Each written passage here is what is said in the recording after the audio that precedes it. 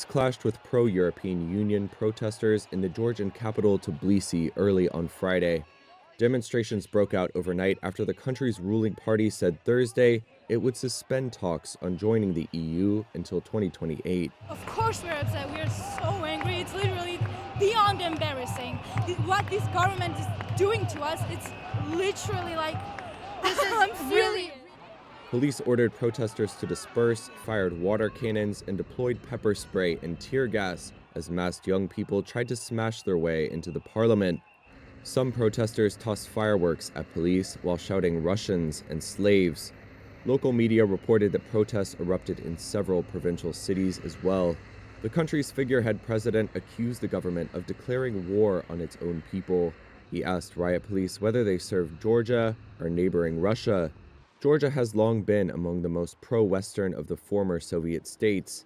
Opinion polls show that around 80% of citizens support EU membership, and the aim of EU accession is written into the country's constitution. The bloc's flag flies alongside the national flag outside virtually all government buildings. However, Georgia's relations with the EU have deteriorated sharply in recent months, with Brussels alleging that the Georgian Dream governing bloc had adopted pro-Russian stands and pushed through bills that critics have called authoritarian, including curbs on LGBT rights and so-called foreign agents.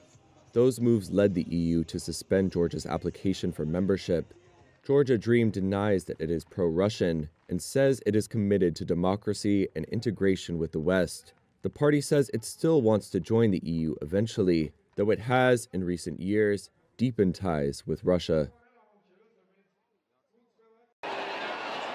Police clashed with pro-European Union protesters in the Georgian capital Tbilisi early on Friday.